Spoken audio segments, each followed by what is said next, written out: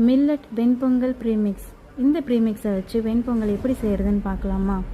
அதுக்கு ஒரு cooker எடுத்துக்கணுங்க. Cooker எடுத்துகிட்டு வெண்பொங்கல் ப்ரீமிக்ஸை 1 டம்ளர் எடுக்கிறோம் அப்படின்னா அதே டம்ளரில் 4 டம்ளர் தண்ணி எடுத்துக்கணும்.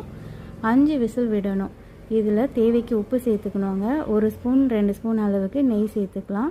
சேர்த்துட்டு மூடி போட்டு 5 விசில் விட்டு எடுத்தோம் அப்படின்னா நம்மளுக்கு பொங்கல் நம்மளுக்கு சட்டுன்னு ரெடி ஆகிடுங்க. தேவைப்படுறவங்க நெய் சூடு பண்ணிவிட்டு ஃப்ரெஷ்ஷான கருவேப்பிலையை 2 கொத்து உருவி அதில் போட்டு பொரிஞ்சதும் இதோடு சேர்த்து கிளறி எடுத்தோம் அப்படின்னா இதில் வேறு எதுவுமே நம்ம தனியாக சேர்க்கணும் அப்படிங்கிற அவசியம் இல்லை. நீங்கள் இன்னும் ஹெல்த்தியாக சாப்பிடணும், நான் நெய்யெல்லாம் சேர்த்துக்க மாட்டேன் அப்படின்னா இந்த தாளிப்பு கூட தேவையில்லைங்க. இது கூட தேங்காய் சட்னி வச்சு சாப்பிட்றதுக்கு ரொம்ப சூப்பராக இருக்குங்க. இப்படி தான் இந்த பொங்கல் மிக்ஸ் செய்யணும். நீங்கள் இது கூட வேறு எதுவுமே சேர்க்க தேவையில்லைங்க. இந்த வெண்பொங்கல் மிக்ஸ் எங்ககிட்ட கிடைக்கும். உங்களுக்கு தேவைப்படுதுன்னா நீங்கள் எங்ககிட்ட வாங்கிக்கலாம்.